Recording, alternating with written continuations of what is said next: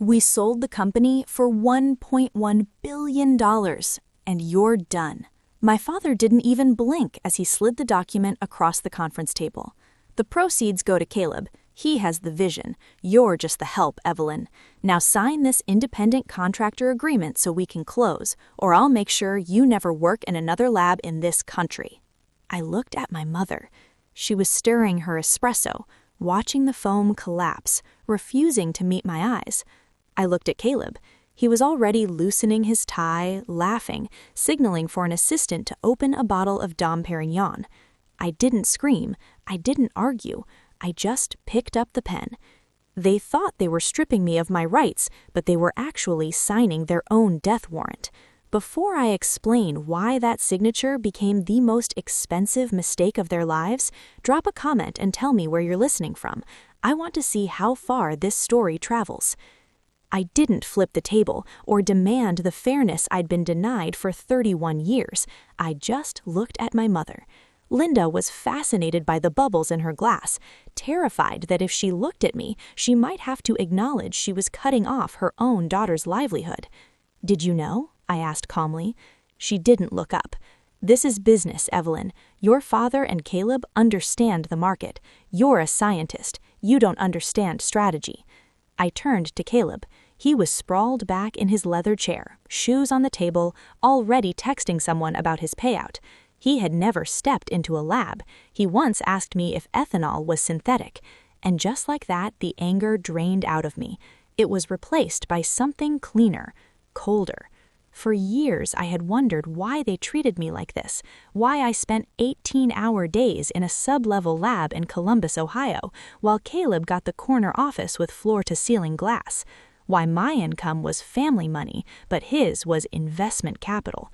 I used to think they hated me, but standing there watching them celebrate, I finally understood. They didn't hate me, they resented me. My competence was a mirror they couldn't stand to look into. Every time I fixed a problem, I reminded them they couldn't. If I fought now, if I sued, if I raised my voice, I'd still be playing my old role, the fixer, the safety net. But what if I didn't? I looked down at the independent contractor agreement. It was designed to hurt me. It stripped my title, my equity, my tenure, reclassified me as a temporary external resource with zero ownership. But it also did something else, something their expensive attorneys clearly hadn't explained. It stripped me of liability. As CTO, I had a fiduciary duty to disclose product risks. If I stayed silent knowing the product was flawed, I could be sued. As a contractor, my only obligation was to complete the tasks listed, and this contract didn't ask me to do quality control. It asked me to leave. I thought about the formula, the flagship product, the age reversal cream already queued to ship to 500,000 customers nationwide. I thought about the oxidation curve. Without the stabilizing compound, the one I never wrote down, the cream wouldn't just degrade, it would collapse into a black, sulfurous sludge within 48 hours of exposure. I had been synthesizing that stabilizer by hand every 2 days because I didn't trust them with the process. If I signed this, I wasn't just walking away from money, I was walking away from the responsibility of saving them from themselves. "Well," my father snapped, "the buyers are waiting." "Okay," I said. I uncapped the pen and signed. Evelyn Harper, independent contractor. I slid the paper back across the table. Done. "I'll collect my personal items. Security will send them." Caleb smirked. "We don't want you stealing anything." "Keep the lab coat," I said, standing. "You're going to need it." I walked out without looking back at the skyline, without acknowledging the family that had just sold me out for a wire transfer. Down the hall, into the elevator. As the doors closed on their laughter, I checked my watch. The first shipment was scheduled to leave in 6 days. The clock had started. I drove my 10-year-old sedan past the gated neighborhoods where my parents lived, past the luxury dealerships where Caleb bought his cars, and kept going until the streets narrowed and the buildings turned to brick. My apartment wasn't a penthouse. It was a converted studio in an old industrial complex. The rent was cheap because the air still smelled faintly of oil and metal. I unlocked the door and tossed the lab coat, my severance package, onto the futon. 3 years ago, I didn't live here. 3 years ago, I had a trust fund. My grandmother left me $450,000. It was supposed to be my exit, my insurance policy, my chance to live quietly, far from my father's expectations and my mother's silence. Then Radiance Labs hit the wall. I remembered the night at their kitchen table in Upper Arlington.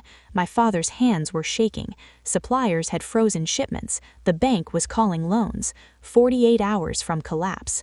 "We just need a bridge," he said. "Enough to buy raw materials for the new line. We'll pay you back with interest. You're investing in the family." I wrote the check. Every dollar I had. No contract, no equity, just trust. And how did they repay that trust? They buried me.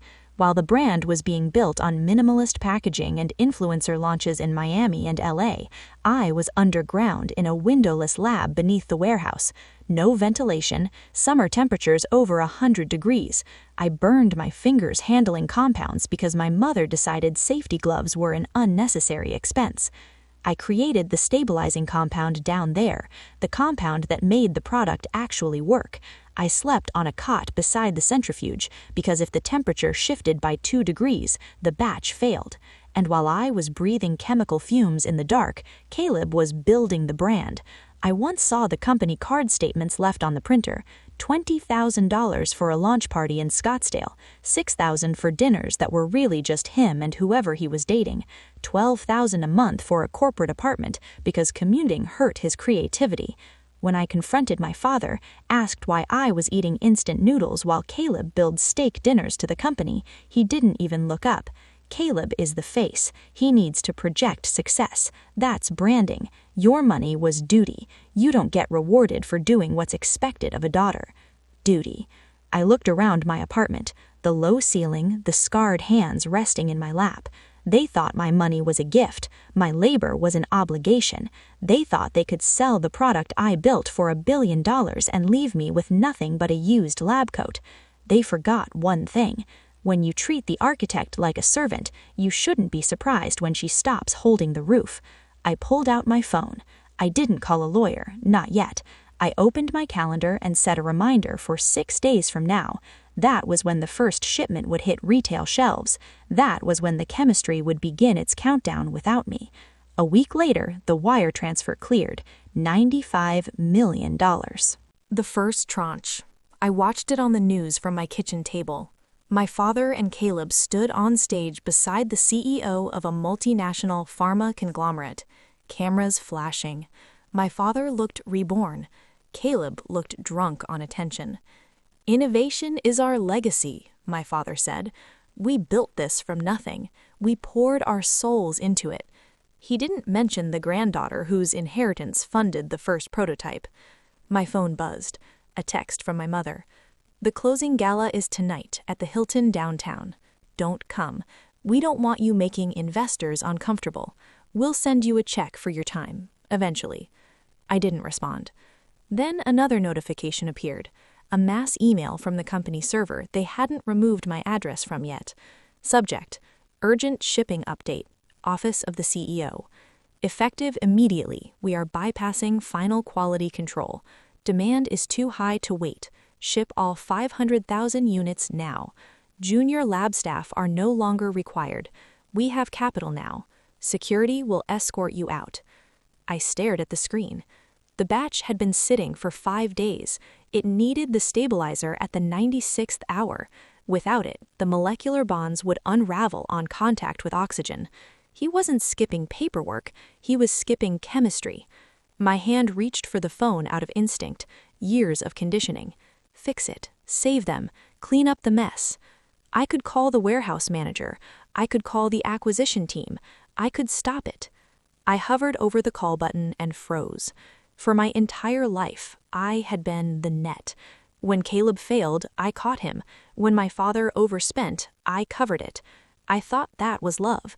I believed saving them would make them value me. It never did. They only resented needing me.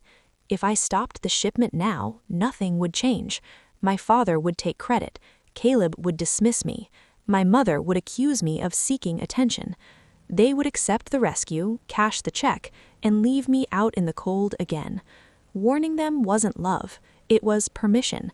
permission to stay incompetent, permission to stay cruel. And in that moment, I understood something I had never allowed myself to accept before. The most powerful move wasn't to fight, scream, or sue. It was to do exactly what they asked. They asked me to leave. They asked me to stop being the help. So I put the phone down. I watched the inventory system update in real time as the status flipped from hold to shipped. Silence wasn't passive. Silence was a weapon, and I had just pulled the trigger. 48 hours. That's all it took for the science to catch up with the greed. I was sitting at a small desk in the corner of my living room, far from the basement lab, when the first alert popped up. An Instagram tag. A beauty influencer with over 3 million followers had posted an unboxing of the cream. I clicked play. She smiled into the camera, holding up the gold-embossed jar, talking about the price and expectations. Then she twisted the lid. Her smile vanished. It wasn't performative. It was shock. She tilted the jar toward the lens. Instead of smooth white cream, it was filled with thick brown sludge, like oil mixed with dirt. She leaned in, sniffed once, then recoiled, gagging. Rotten eggs, sulfur. She dropped the jar and stared at it like it was alive. I refreshed the page. Comments flooded in. Mine looks the same. Smells like sewage. Is it supposed to be brown? I opened X. The brand name, followed by scam, was already trending. Photos everywhere. Some jars were black. Some separated into oily liquid and gritty solids. It was rapid oxidation. Without the stabilizer, the active peptides reacted with oxygen. Sulfur bonds broke down. Hydrogen sulfide released. The structure collapsed. Ugly, smelly, irreversible. My phone rang. Not my father, my attorney. "You're seeing this," he said calmly. "I am. Omnifarm stock is down 11% pre-market. They've halted sales. Global recall." I watched anchors talk about a luxury beauty disaster. Dermatologists warned consumers not to use it. I felt nothing. Not joy, not grief. Just confirmation. "They're going to blame you," he said. "Claim sabotage." "I didn't build a kill switch," I replied. "I built an engine. They chose to run it without oil." "I know. Stay home. Don't answer the door. Let them panic." I hung up and looked at the small vial on my desk. Clear liquid. 1 drop per batch was all it took. 1 drop to save a billion-dollar deal. But I wasn't an employee anymore. I was an independent contractor, and my contract didn't include saving them from themselves. "You didn't build a kill switch," I said quietly to the empty room. "You just refused to be the battery." Minutes later, the news broke. Omnifarm was suing the board for fraud and negligence. 15 minutes after that, my mother called, crying, asking me to come sign paperwork to separate liability. I knew it was a trap. I went anyway, carrying only the agreement I'd signed 6 days earlier. The warehouse parking lot was full of police. Inside, my mother paced, my father sweated, and Caleb started shouting the moment he saw me, accusing me of sabotage. Officers searched my bag, found a planted vial, and cuffed me in front of cameras. My family gave tearful statements. An hour later, my attorney arrived. He presented the contract, Clause 14, no duty, no liability. By forcing me into contractor status to steal my equity, they stripped me of responsibility. They alone had signed the guarantees. Their attempt to frame me collapsed instantly. Prosecutors seized assets. I walked out free. 3 weeks later, I sold my unwritten formula to Omnifarm for $50 million and launched my own medical research firm. My family lost everything: houses, cars, reputation. I saw them once outside bankruptcy court, blaming each other, waiting for a bus. I didn't stop. I deleted the family thread and reclaimed my life in silence. If this story stayed with you longer than the video itself, don't walk away. Subscribe. This channel is for people who actually feel what they hear, and if this hit close to home, comment and share it with someone who needs to hear it.